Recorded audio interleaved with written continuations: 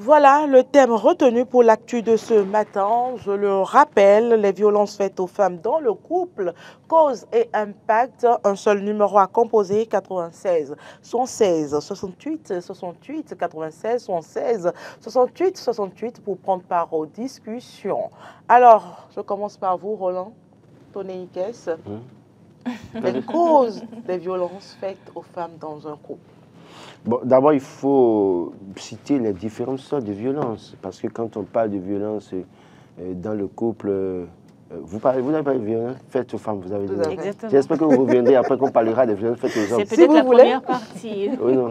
Non, parce qu'après, vous pensez que c'est seulement... Je vous attendais là. Que c'est seulement sur les femmes qu'on fait violence. Il y a des femmes qui torturent moralement leur mari, et c'est violence. Et qui fait ces violences-là. Mais ce qui est connu, c'est que la femme est un sexe faible quand même. C'est ce que vous avez l'habitude de dire. Quand vous voulez avoir, vous voulez ouvrir la bouche, vous dites n'importe quoi aux hommes, là, vous n'êtes pas faible.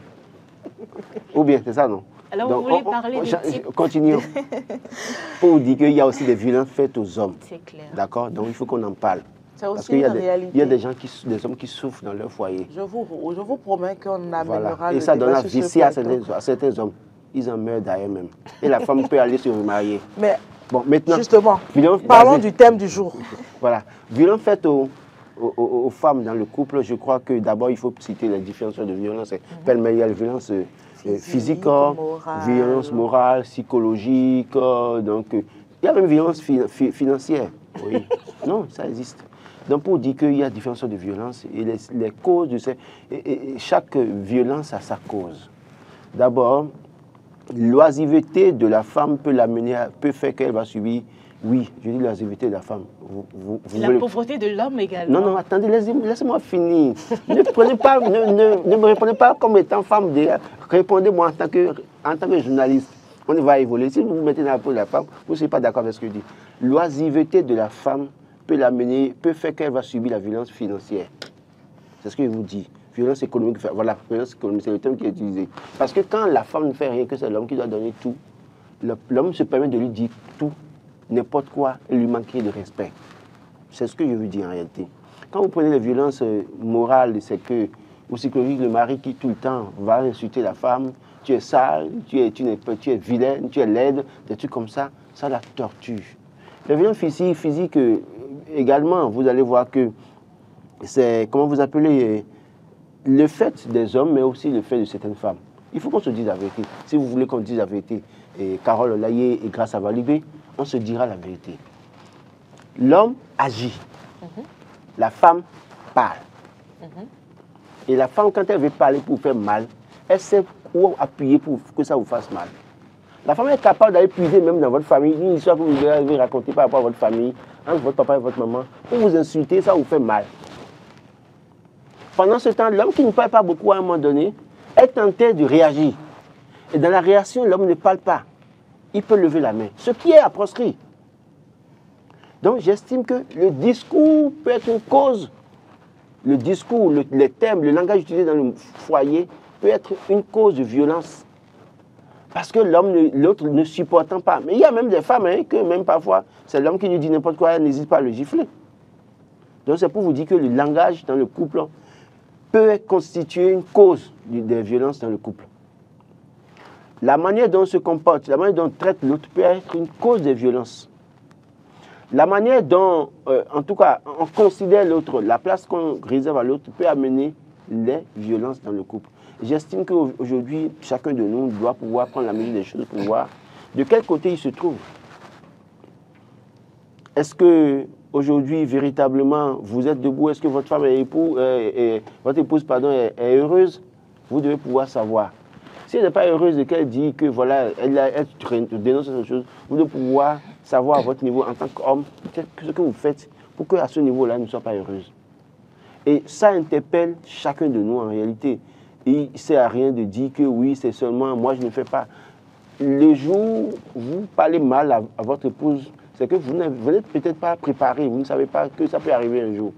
Mais juste parce que vous n'avez pas la connaissance nécessaire pour vous préparer pour éviter ça. Il suffit qu'une situation arrive et que, pas non maîtrise de soi, vous éclatiez et que vous disiez n'importe quoi à la dame, et la dame aussi répond.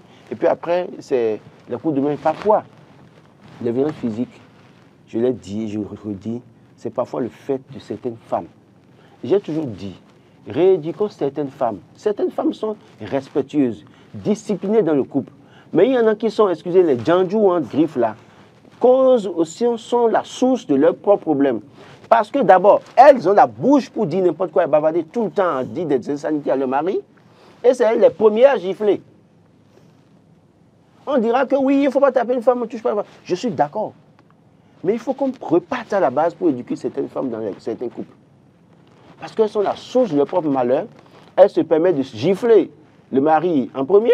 Elles se permettent de dire n'importe quoi au mari en premier. Et le mari peut-être qui ne se maîtrise pas, qui ne fait pas attention, est tenté d'aller à la violence. Et j'estime véritablement que nous devons travailler à éduquer chacun de nous, sensibiliser, et femmes et maris, et dire, écoutez, femmes, époux et hommes, vous devez pouvoir savoir vous maîtriser. Parce que c'est la non-maîtrise de soi qui nous conduit sur ce terrain.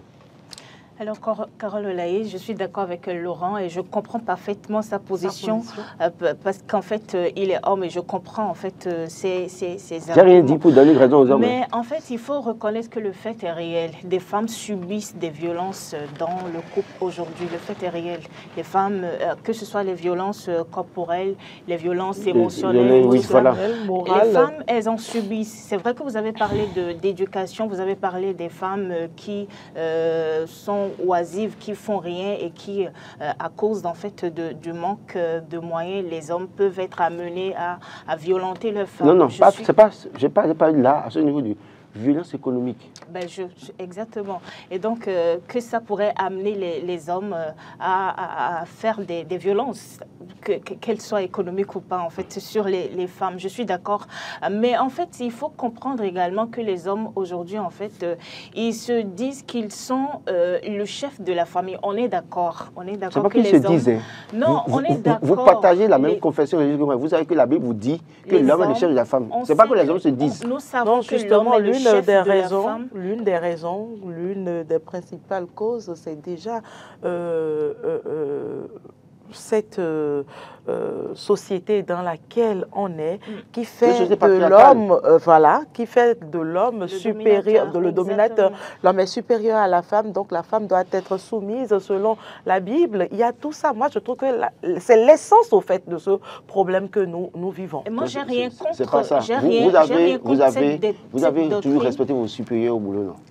Laurent, j'ai rien contre cette doctrine, mais parfois il arrive que des hommes, ils excèdent en fait dans ce ils exagèrent. Non, il y a des gens qui exagèrent, je suis d'accord. J'ai dit tout à l'heure en parlant, si vous m'avez dit, c'est le fait de certaines femmes, je n'ai pas dit de toutes les femmes. J'ai fait la nuance, j'ai dit de certaines femmes. Certaines femmes sont le problème de leur propre malheur, en tout cas la source de leur propre malheur. Mais il y a des femmes, c'est les hommes inconscients, vicieux, pervers, je ne sais quoi, tous les titres qu'on peut leur donner, qui sont des diables ambulants. Qui amènent les femmes à se rébeller. Je suis d'accord. Donc je n'ai pas dit que c'est toutes les femmes, moi, et grâce à Valibé. Il faut reconnaître également que des hommes, peut-être pas tous les hommes, des hommes aussi, ils exagèrent dans ils exagèrent dans cette position de dominateur.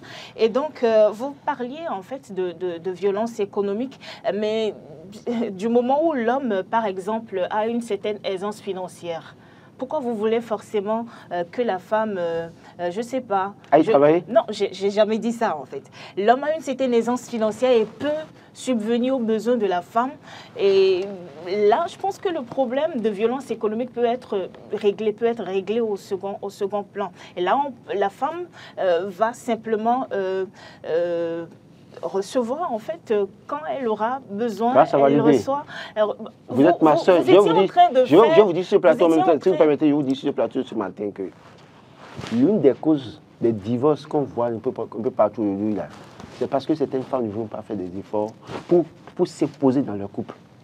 C'est aussi parce que certains hommes aujourd'hui sont pauvres et ne veulent pas faire des efforts supplémentaires. Ne parlez pas des hommes.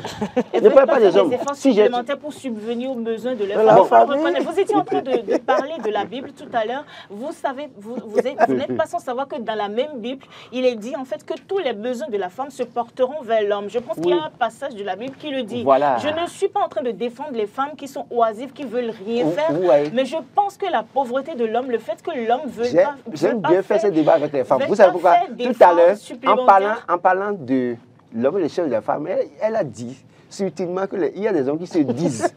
Mais quand elle a voulu parler de la charge dans le foyer, là, elle a reconnu que dans la Bible, là, il faut que ce soit l'homme qui s'occupe des besoins de la femme. Il faut reconnaître que le fait est réel et que des femmes subissent en fait réellement les violences. Carole, est-ce qu'il a dit que les femmes ne subissent pas? Je suis d'accord avec vous. Dit ça. Mais en fait, vous devriez comprendre également que l'une des raisons, c'est la pauvreté dans le couple. C'est le fait de ne pas pouvoir subvenir aux besoins de la femme. Et quand la Bible me dit que les besoins de la femme, c'est parce que vous avez parlé de la Bible, en fait, que je me concentre sur la Bible pour vous donner cet exemple. La Bible dit que les besoins de la femme se porteront vers son homme. Et donc, l'homme qui se sait responsable, l'homme qui sait qu'il est le chef de la famille, il se doit quand même de subvenir aux besoins de sa femme pour régler ce problème. Et là, il y aura plus violence financière ou économique. Je vous donne un autre exemple.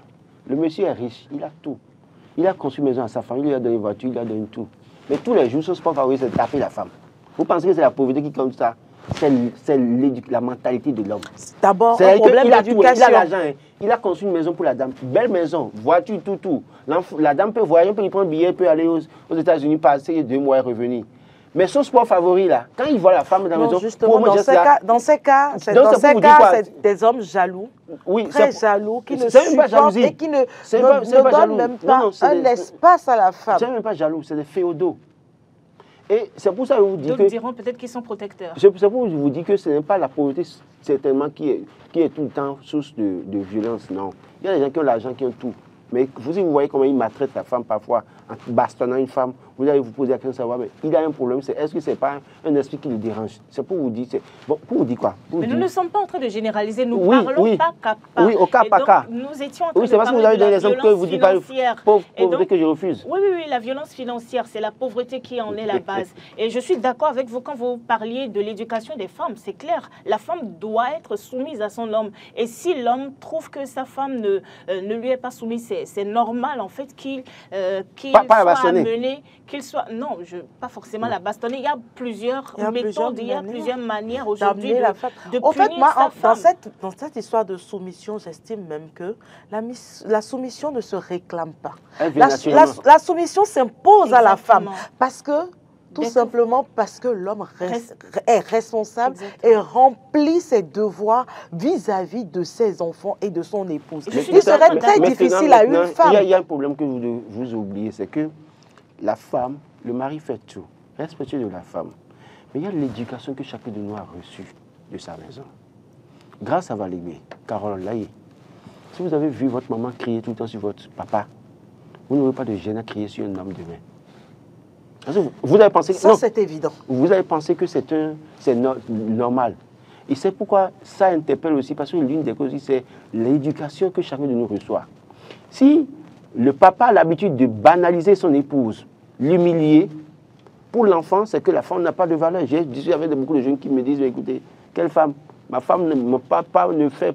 Je n'ai jamais fait ça avec une femme, et moi, c'est moi qui vais faire ça. C'est pour ça qu'il faut revoir la notion de domination de l'homme. Moi, je dis tout simplement que c'est la base, c'est l'éducation. Parce que déjà, il y a l'inégalité qui s'observe déjà entre les enfants, l'éducation qu'on inculque, qu'on inculque aux enfants. Parce que les filles, on se dit que c'est une femme, elle est appelée à se marier, à rester sous un toit, donc elle doit faire le ménage, elle doit savoir ranger, tous les travaux lui reviennent tout simplement. Exactement. Alors que quand c'est le garçon, on se contente de lui dire, toi tu balayes un coin de la maison, ou c'est pas nécessaire que tu fasses la vaisselle, c'est pas nécessaire que tu fasses la lessive. Déjà, il y a cette inégalité, déjà dès le bas âge, qui, au fait, nous conduit à cette triste réalité. C'est ce que moi je vais dire. Et c'est ça qu'on voit plus loin, au plan politique, que ce soit au plan économique, que ce soit au plan... Vous faites bien de dire que oui, il y a une inégalité au niveau de nos maisons, qu'il y a ci, il y a ça. Qu'on ne se leurre pas. Nos parents, nos mamans là, au de ça, ne se sont pas plaints. Elles ont fait ça, hein. Elles ont bien fait ça. Elles ont fait quoi? Les travaux de maison là. Je ne dis pas, vous allez me laisser finir. Il faut éduquer. Attendez. Il faut éduquer de la même manière le petit garçon et la petite fille. Laissez-moi finir. Votre maman là, elle a fait ça. Elle a bien fait ça. Sans murmurer. D'accord? Pourquoi vous, aujourd'hui, là, vous allez penser que quand vous le faites, c'est un poids? J'estime que véritablement, l'homme et la femme, on doit s'entraider. On doit être complémentaires dans le couple. Tout à fait. Quand la femme est à la cuisine, s'il y a peut-être un oignon à couper, il faut lui couper ça. S'il y a quelques bols à laver, là, il faut le faire. Il faut l'assister. Moi, je le dis, les dimanches, c'est moi qui suis à la cuisine chez moi. Ma femme s'assoit. C'est heureux. Oui, mais elle annonce ses pieds. Je fais la cuisine, elle mange. Vous le dites juste pour bluffer les téléspectateurs. Écoutez, bon, vous connaissez ma femme, vous pouvez l'appeler. Et je le dis haut et fort. Il y a des choses que parfois, je viens à la maison, parfois, certains soirs, c'est moi-même qui viens à la cuisine. Ce n'est pas un problème. Pourquoi? Parce que je dis aujourd'hui, c'est vrai, nos parents, je ne suis pas d'accord que tout le temps on dise que les femmes ne peuvent plus tout faire. Non, non, écoutez, femmes, prenez vos responsabilités. Mais je demande en même temps aux hommes aussi, la femme est là pour vous aider, c'est un complément. Parce qu'on dit l'aide semblable, c'est ce que la Bible dit, hein, chez Grâce à Ligue B. L'aide semblable, donc l'aide vient pour m'appuyer, pour aider, pour faire des choses. Mais en même temps aussi que nous-mêmes, hommes, nous puissions nous transformer en aide semblable aussi pour la femme que nous avons invitée dans notre maison, pour l'aider. Je demande aux hommes de le faire. Mais il ne faut pas que la dame utilise ça comme argument pour dire « Ah non, tu dois faire ». En fait, s'il y a mille manières de demander quelque chose à un homme, ah, tu rentres et tu dis, monsieur... Il y a mille manières d'imposer le respect également. Oui, mais je vous dis, le respect vient naturellement. Dès lors que vous, femmes... La soumission dès lors que vous, femmes, vous savez quoi dire, quoi répondre à votre mari à un moment donné, je crois qu'il ne peut pas aller à certains extrêmes. Mais pour rien du tout, vous avez la grande gueule, excusez beaucoup, et c'est pareil pour certains hommes, vous avez la grande gueule, ça amène tension dans le couple. Et de tension en tension, ça amène la violence. J'estime que nous devons revoir chacun de nous notre éducation, nous devons revoir notre manière de faire dans le couple, nous devons savoir écouter l'autre, nous devons savoir répondre à l'autre avec les mots appropriés. Si nous ne faisons pas, ne venons pas pleurnicher après pour dire que tel homme est insolent ou bien telle femme est insolente. C'est nous-mêmes la chose, hein. Ce n'est pas ailleurs. Donc même si tu as vu toute ta vie ta mère crier sur ton papa, pardon, ne va pas crier sur Marcel dans le couple. Si ton papa bastonnait ta maman... Oui, mais je ce que vous dites, j'en viens. Moi, Laurent, je suis en train très rapidement, avant d'aborder les impacts. Je suis en train de penser, en fait, Laurent, qu'aujourd'hui, vous oubliez que Carole vous a rassuré quand même qu'il y aura une deuxième partie qui sera consacrée malheureusement, aux hommes, aux violences malheureusement, faites aux hommes. Malheureusement, c'est lié. Je pense que vous êtes... C'est lié, mais aujourd'hui, malheureusement, on ne peut pas... Les violences faites aux femmes dans le couple, c'est réel. Autant mieux en parler parce que des hommes sont bastonnés tous les jours par leur épouse. Et ils ont honte de dire. Autant mieux en parler en même temps. Parce que ça peut jamais arriver. Alors, quels sont les impacts? Non, les impacts, c'est la confiance en soi. La confiance en soi. Une perte de confiance en soi. Mais moi, j'irais même plus loin sur les enfants. Oui, au-delà de la femme ou même de l'homme. Oui, en fait, il y a une perte de confiance en soi.